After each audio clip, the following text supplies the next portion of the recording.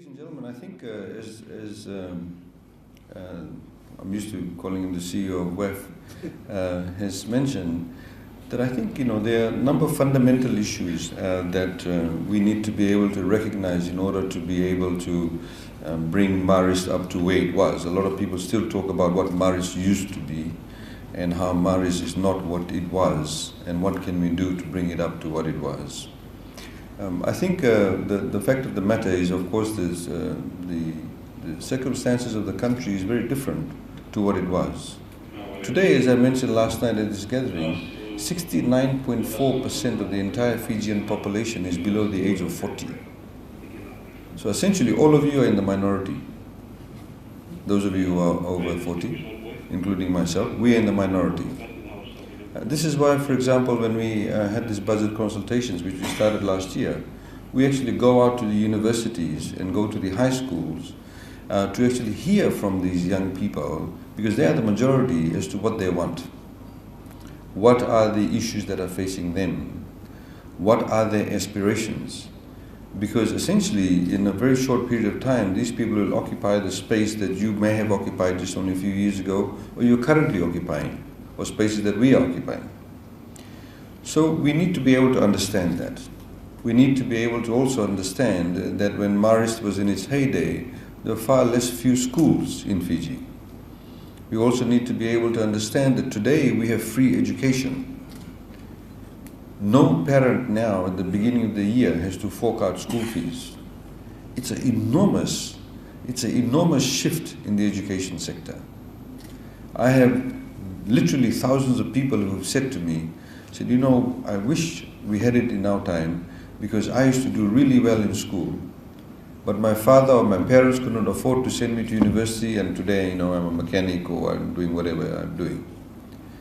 There are so many parents who have come to me and said, we wish we had free education, because at least I would have sent all my children to school. At one point in time, of course, people had to make a choice. If they had 5 or 7 kids, they choose, okay, these 2 are the smart ones, let's send them to school, the other 3 can go and start working. Or generally the women would stay at home because they would get married in any case and the husbands would look after them. So this is why the literacy rate, if you look at from a gender perspective, is much lower for women. It was in any case. So these are the circumstances that are taking place in Fiji. The issues that are facing Fijians, how we deal with our children in terms of discipline. Today, ladies and gentlemen, there's a lady here too, there are more SIM cards in operation in Fiji than the actual number of people. Of course, many people keep 2 SIM cards. Some keep it for legitimate reasons, some of them keep it for illegitimate reasons. There are now 500,000 smartphones in Fiji. 500,000 smartphones. That means all of these people have access to internet, they have access to Facebook, Twitter and all the other things. So the level of communication, the type of communication, the ability to communicate messages and information instantaneously has changed also from the time when we were in school. We used to write letters. People send emails now or send text messages now. Alex would tell you when Vodafone started in Fiji, peak call rate was 99 cents a unit. Today, peak call rate is 23 cents a unit. Text messages is 5 cents. You have 7 apps, 10 apps, whatever it is. So that technology now is becoming more readily available. What does that do for us as people who are concerned about the school system? How do our students attending Marist Brothers High School communicate with each other? What type of information they're communicating in and with, and what are they using? All of this has enormous implications. The ability for people now to be able to travel to markets that they did not access before. Today you have a road now going from Nambuwalu all the way up to Lambasa. People are now going on a boat and having a holiday in Vanuatu. It was a big chore before. These are some of the things that are changing within our society. So people who are concerned about the education sector need to be cognizant about all of these changes that have taken place. We have now, some of us, of course, as you know, were concerned about the commercial development in front of Marist. And by the time we kind of got to it, I think it was a bit too late. The decision had already been made in New Zealand. But That is something that we have to deal with. As I've also said, the other point that we do need to make, and I quite agree with the CEO of WEF, that there are numerous, in fact literally thousands of old boys that are not tapped into. And a lot of them can bring a lot of energy, a lot of resources, a lot of intellectual input. So I think one of the issues that you do need to think about is how you're going to do that. In fact, I made a comment to some people. I mean, I get the emails on the Augustine mob. And frankly, to be frank with you, I don't find it very inclusive. It is very narrowly targeted. So, I'll give you an example. So they were organizing some function and they said, oh, we're going to have some, I think it was beef or pork, whatever it was, and who wants to contribute? And I said to one of the guys, I didn't email him, I spoke to them. I said, what about the Augustine guys who are vegetarian? What about the Augustine guys who may not eat beef or may not eat pork? I mean, I eat beef, so I'm okay. But it does not mean I should not think about the guy who does not eat beef, or guy who is only a vegetarian. So you see, in our level of communication also, we need to have that ability to be able to rope in people and find and bring them into being, find that we are being inclusive. Because that, if you look at it, that was actually the motto of the Marist Brothers. The motto of the Marist Brothers, I mean, some of us who were privileged enough to be actually taught by the brothers themselves. Now, of course, there are very few brothers in our schools. That was the motto of the brothers. They were extremely inclusive. Not just in the education sector, in terms of the recruitment of people, in terms of how they dealt with the community around them. I mean, look at the history of Marist Suva Street, although I know we're talking about MBHS. But a lot of the people went from Suva Street to MBHS. I went from Suva Street to MBHS. So that is something I think that is very critical, because I think we're missing out on a group of people who actually can, if we make them feel inclusive, they'll be able to contribute. Now, that theory of inclusivity takes me back to another well-known Marist boy, which is the Honourable Prime Minister. In my humble opinion, this Prime Minister is the father of modern-day Fiji, because he is able to bring people to the center. Many people have been on the periphery, whether people who've been living stuck out in Bua, or people who've been in the islands, or people who've been in the rural areas, or people who've been marginalized because they're disabled, or people who were marginalized because of their ethnicity, religion, or they were women, whatever the case is. In order to be able to gather or garner the strength, you need to be able to provide an inclusive society. And I think that is probably one of the lessons that we need to take in terms of looking at what government is doing and what MBHS can do. So here we have an old boy who has actually driven this agenda in this country to be able to garner everybody's resources. Today we have Fijians wanting to come back to Fiji. People who never thought when they migrated or left they would want to come back to Fiji. So many of them are now talking about, well, okay, I'm about to retire, I want to come back and live in Fiji. These things are good in Fiji. It's not just the infrastructure, but it's the environment that's been created. The ability to be able to discuss topics and issues that we weren't able to discuss before. As you said in Parliament a week and a half ago, we have provided what we call a liberation as far as the philosophical discussions are concerned in this country. You can just generally sit around. There are certain topics around the grog bowl before they were taboo. You would not even talk about those things. Today we talk about those things openly around the grog bowl and even in the marketplace. So that's something to think about. But what that has done, it has actually empowered people. This empowered people just knowing that they can actually talk about these issues. In fact, yesterday, when we had this farmers gathering, and also I was in Lambasa last week, the fact that these people are able to just stand up and complain about something, and then they come back to you and say, no, we really think the government is doing really well, but when they spoke, you think, my God, this guy is going to say everything is crappy about the government. But the fact that he was able to vent, those issues, and he felt that somebody heard it. That is also a lesson that we can take in terms of you strategizing, the core team strategizing about what the old boys can do. what MOBILISE can do to bring people into it. I can tell you we have enormous resources by way of the old boys. And that really needs to be tapped into in a very fundamental manner. We also, gentlemen and ladies, we have also, as you know, now provided the scholarship scheme. And it's important, I think, for you to also understand that. And so we have now 630 scholarships available. And this is essentially given to people with marks over 300 and for specific areas of study. So we have a skewered scholarship system, and it's skewered towards the science subjects. There's a shortage of doctors, there's a shortage of engineers, shortage of people dealing in computer programming, there's a shortage of marine scientists, biologists, nurses, land surveyors, town planners, quantity surveyors. A lot of shortage in these areas. In fact, we don't even have a speech therapist in Fiji. Not one single speech therapist in Fiji. There's one expatriate who's around. So we have children, for example, who may have a little bit of speech impediment. With early intervention, you can fix that up. But if we don't have the intervention, then we kind of condemn this person to be a disabled kid or kid who cannot be mainstreamed. We, of course, now are through the educational system trying to mainstream disabled children also. So we now have certain schools in Fiji that have actually championed that. I don't know whether Marist does that or not.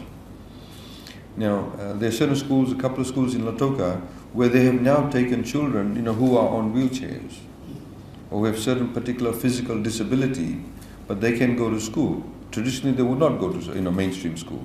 So we're trying to do that also. We've increased the funding for that. So getting back to the scholarships, so we do have some scholarships for people to do, say, accounting or economics, but it's less. And now this scholarship is based purely on merit. It's based on your ability to get the marks. We, of course, the reason why we're doing that is because if you talk to many parents today, their sign of their child doing well is not necessarily to become a marine scientist. They don't see it as a profession that may be necessarily attractive. When we had this school consultations, one of the most common areas complained about by the students, they said we don't have enough student counselors. We don't have professional counselors. There's a lot of the teachers actually doubling up as counselors and they're not trained. I said, we agree with you. So I asked them at the end of it, or towards the end, I said, okay, we talked about their careers. So I said, how many of you, when you finish, a lot of them were year 13 students, want to go to university to become a professional counselor? Not a kid, not one person put their hand up. So we recognize shortages in specific professions, but we don't encourage our children to pursue those professions because they're not seen to be a profession. How many parents would say, son, I really want you to become a child counselor, a student counselor? Not many people see that as a mainstream profession. We need to change our way of thinking. Maybe there are some students at Marist who may be very good at it, but are we encouraging them to do that? So, these were some of the things that came out. So we've actually got 630 scholarships. And then anybody else who actually does not get a scholarship, but gets a place in a university and cannot afford to pay the fees, we actually pay their fees by way of a loan. It's called the Tertiary Education Loan Scheme. So today we have approximately 15,000 students who are in universities that are being assisted by government. 15,000 students. We also give, for those students who do get a TELS, get a loan, they are also able to get what we call some allowances too. And that's also by way of a loan. Now, when do they pay this loan? The loan is paid once they finish their education and they get gainful employment. They get gainful employment. And there's a deduction made, weekly basis. Some of these loans will be paid probably, depending on the loan they've taken, could be paid over 10 years. The maximum interest rate, if you come from a high-income family, is 2%. Those people below who come from families earning less than $25,000 at the moment, they don't pay any interest. So from a government's perspective, our philosophy is that we need to be able to educate our future. We need to invest in the future. If you look at the budget, in over $100 million just going towards that, in excess of that. Now, we've set up 13 technical colleges. These 13 technical colleges provide short-term courses in the area of, say, electrical works, in carpentry, in joinery, and various other trade skill sets like, boiler maker, etc. Today in Fiji, we have tradespeople imported from Bangladesh, Indonesia, and Philippines. Because there's a shortage of good tradespeople in Fiji. A lot of them have gone to Christchurch to help them with their rebuild there. So we have a hole here too. It's not just Christchurch. But because we have not actually, for decades, there's been no real investment in that. So that's another, I don't know whether, Marist, some of the other campuses may have some opportunity there. But some of the schools have been completely converted. So we moved away from having a high school and then you have a small section of vocational training. We said have the entire school as high school, secondary school, and then you have an entire campus dedicated to vocational training. And the government, of course, funds that. And recently, I was talking to one of the head teachers of the technical college in Nanaga Novosa. The Nanaga Novosa Provincial School has now been converted to the Nanaga Novosa Technical College. And what he was saying was that, because the course content is that, you do your in-class training, and then you go out and, work in the field. A lot of them actually don't come back, because they already get gainful employment. They get paid $4 or $5 an hour, some of them get paid more than that. Today, electricians are being paid in Fiji. A good electrician gets paid about $12 an hour, because this is a huge demand for it. So, this is sort of the educational landscape that we have. We have the tertiary tertiary scholarships loans board. Is chaired by another ex-Marist, Dixon Sito. He's the chair of that, and they are the ones who manage all these scholarships. They manage also the tertiary education loan scheme. They also manage. We have a couple of countries. Well, actually not a couple, about 4 or 5 countries that have also offered scholarships. So Cuba, we have students in Cuba studying medicine, and as you know, the Cubans have a very high rating as far as health education is concerned. We have some people in Georgia, we have some people in Morocco, we have some people in Malaysia, we have some students in China. So they also manage those scholarships. It's all advertised, and people apply on an open, transparent basis. We still have some students who were in the previous scholarship schemes, which were what was then called the Fijian Affairs Board Scholarship, and we have the Multi-Ethnic Scholarship, and we have the PSC Scholarship. That's of course, all of them is finishing off, but some of them are still finishing off their courses, and that's winding down, and everybody will now be brought into the toppers and the TELS program. So that's as far as government's investment in education is concerned. As you know, also the other point I think it's very important to know is also we've engaged in a very high level and unprecedented, sophisticated level of civil service reform. This civil service reform, of course, includes also teachers and all civil servants. And what we have done is that we've looked at, for example, the various positions available within the system. I love telling the story. When we were appointed in 2007, and so I went around to all the ministries that we had to look after, and the Ministry of Justice. So you had one person looking after all the vehicles in the Ministry of Justice. In those days, government used to buy vehicles. Now we lease vehicles, 3-4 year terms. So that's a lot better because we don't have to expend monies up front. So his job was to look after all the vehicles. I said, okay, that's your job. He said, yes. I said, how many vehicles in the ministry? Only one vehicle in the ministry.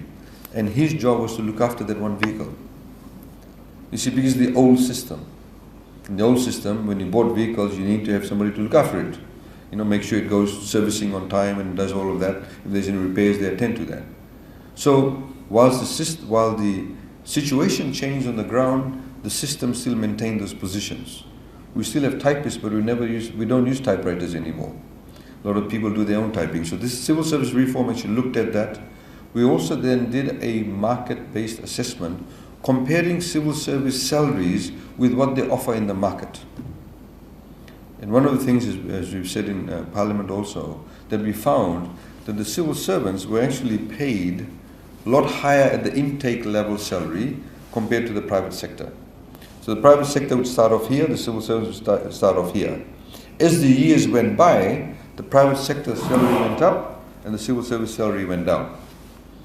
So that, of course, is something that, following that, we've now done a remuneration assessment of all the positions in the civil service. As we again mentioned in Parliament, of course, a lot more work will be done, and we'll be making various announcements in that respect generally. But we have also increased the number of teachers because we were very concerned about the teacher-student ratio. We have included about 400 new positions in primary schools, 200 new positions in secondary schools. There was some talk in the high school sector that there was a shortage of science and maths teachers. That is being remedied, and in fact has been remedied. But of course we need more specialized teachers in those areas also. So that's what we've done with the education sector. We're doing, carrying out the civil service reform. But overall, ladies and gentlemen, I think it's also very important for us to also understand where the economy is heading. So you can also, as Marist Old Boys, make decisions in respect of the school, the subjects that are being taught. Our goal as a government essentially is to have a broad-based approach to our economy, essentially meaning that we don't want to depend on only one or two of the sectors to contribute to economic growth. So, traditionally in Fiji, we have always been driven by the sugarcane industry. And a lot of our foreign reserves actually came from the sugarcane industry for nearly about 100 years. Of course, if you see we just recently did this, the Reserve Bank did a study. If you look at right up to 1997, there were about 22,000 cane farmers in Fiji. When the leases weren't renewed, you can see an immediate drop in the number of cane farmers and the revenue that we generated from sugarcane. So today, sugarcane only contributes, for example, 4.5% to 5% towards our GDP. Tourism contributes about 35 or 37% towards our GDP. But we've seen an enormous growth in the services sector and the manufacturing sector. Manufacturing sector, in the growth that we had last year, about 63% of that growth came from the manufacturing sector. And then the services industry. So we are looking at things like financial and banking services. Fiji, of course, is being the hub.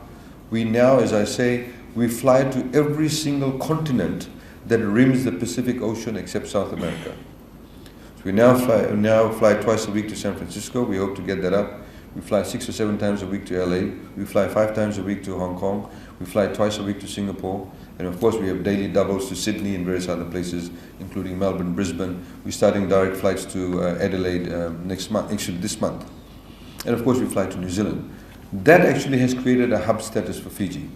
So we now, of course, are focused. We have a High Commissioner based in Australia. He recently brought a team of about 12 companies to essentially look at ICT services, back-end processing, call centers. When you have young people, 500 smartphones, more SIM cards than actual people, then you have a slight advantage over other Pacific Island countries in ability to access technology or people who understand technology. One of the things that we found out that we did not know, there's a company called MindPearl. You may have heard about it. They came and set up shop in Fiji. They're setting up a call center. They set up a call center. And I asked them, they're actually a South African company. I said, why are you setting up in Fiji? And we actually for about 3 years paid them a rebate. So we paid them a rebate on the number of people they employed. They said there are two things that are quite significant. The one, of course, obvious one is that you need to have the broadband. You need to, the bandwidth. You need to have the bandwidth. But the other two things, he said, you're in the right time zone. Because we, as you know, we are exactly 180 degrees on the longitude from Greenwich Mean Time. It's the only place it passes through in the world is, of course, Taveuni. But if you see the international dateline, people have played funny buggers with it, so some people can be included in this time zone or that time zone. But we're the only one that's exactly 12 hours behind Greenwich Mean Time. The second thing, apparently, is that our people have neutral accents, which we did not know about. So apparently, when our people answer the phone call, it's a lot easier for an American, Australian, or Kiwi to understand our accent than it is for them to understand an accent of an Indian or a Filipino. So they say they literally spend millions of dollars when they go and set up call centers in a place like India or Philippines, millions of dollars, months on end, just to get them to change their accents. So somebody calling from, g'day mate, how's it going? Our people can understand that a lot better, and our people can actually respond and they'll actually understand that. The other guys are shaking their head, or whatever the case is. They won't understand them. So they need to get them to change the accent. So you see, these are some of the, some natural advantages that we do have. And we are focused on ensuring that we have a broad-based growth. We have now invested with, for example, Fiji Airways. We're setting up a flight simulator school in Nandi. Now, these flight simulator school will be providing simulation courses also for 737 and also Airbus, A320 at the moment. Now, what that means, it generates income for us. You have New Zealand and Australian pilots, every few hundred hours that you fly, you need to go back to the simulator and then do your sort of upgrading of the course again. So it becomes also a hub for us. It's better to send a pilot to be trained in Fiji in the simulator than to send them to Singapore, because the cost of Singapore is very expensive. So that's one of the attractions. We are now, for example, through FNPF, building a huge conference facility to host up to about 4,000 people. In the tourism sector, whilst the tourism sector is doing okay, as James would tell you, that there's one particular segment that we miss out on, which is the MICE market. Meetings, incentives, conventions and exhibitions. We can't have large ones. There's nobody over here that can have more than 1,000 people gathered around having a full-on conference facilities and all of that. I think the largest one is Sheraton at the moment. It's a very kind of basic approach. We have been given the right to host the ADB annual meeting in 2019. It's the first time it's coming to the Pacific. We'll have 4,000 people descending on Nandi. You cannot do it in Suva because you don't have the room inventory, not enough hotel rooms. Your room inventory in Nandi and the Coral Coast. So MOMI will actually have the conference facilities. So these are the things that we have been doing. We've been positioning Fiji. As you know, the Honorable Prime Minister is now in New York at the moment at the Oceans Conference. He is now the president of COP23. All of this actually brings a lot of mana to the country. All of this actually puts Fiji in the international spotlight. Of course, from a government perspective, from our technical perspective, we have to take financial advantage of it too, economic advantage of it too. It's not just, there's a rationale behind it, why we are doing this. So all these opportunities have been presented to us, and we are focused on those areas. So the broad-based economic growth means is that if, for example, we had Cyclone Winston, if we were completely dependent on sugar and it hit the sugarcane industry, we would have been in dire straits. Now, Winston came along, it cost us $1.4 billion worth of damage to our GDP. That's nearly a third of our GDP. But we did not go into negative growth rate. Our growth rate is still over 2%. Projected growth rate of about 3.4%. Why? Because we are able to bounce back. We did a couple of interventions in the economy. So we talked to FNPF, people could withdraw $1,000 immediately. For those people affected, we knew a lot of people who withdrew weren't actually affected by cyclone and they were actually watching the Hong Kong Sevens in Hong Kong. But the fact of the matter is about $240 million was injected into the economy. For the first time, we actually did what we call the Help for Homes project. Because 40,000 homes in Fiji were damaged, we said that we will intervene, and anybody that's got a proper lease or proper title over land, if their homes were damaged, the roof and all of that went, we gave $7,000. We did not give them cash. We actually we gave them an ATM card, so they could go and redeem that at a hardware store. A lot of these people had never used an ATM card. So for them it was, access to technology they never used before. So that served another purpose. So they went and redeemed that. $125 million has been given that way. We gave $7,000, $3,000, and $1,500. So by making those interventions into the market at the right time, you're able to boost up the economy. And also because of the fact that the tourism sector was not largely affected, because a lot of the tourism properties were actually spared. So a number of these issues are going around. I'm kind of straying into the economic area. I've got to pull myself back because we're doing the budget at the moment, so there's more sort of on our mind. But just talking about the budget, we've of course changed our financial year. Our financial year now starts on the 1st of August till the 31st of July. We did it for a number of reasons. There's including the fact that we collect the collection of taxes a lot better. You don't want your budget year to start in the middle of the cyclone season, because our budget year used to start on the 1st of January. That's smack in the middle of the cyclone season. It can really throw your budget out of whack. You can deliver a beautiful budget, cyclone comes along, it's all gone to haywire. So this is why we have a financial year starting actually before the cyclone season, to do your planning a lot better. We've also, as you know, that we've done things like the budget now gets delivered in the evening at 7:30 p.m. on the 29th of June this year in any case. So more people get to hear it, more people get to see it, more people can sit at home, have their dinner and listen to the budget. We have also one, I think that's very important, will have an impact on the education sector also, is that we've started digital television in Fiji. And we are doing trial runs at the moment in the Nosori-Lemi corridor. We're doing also trial runs in Nandi Latoka.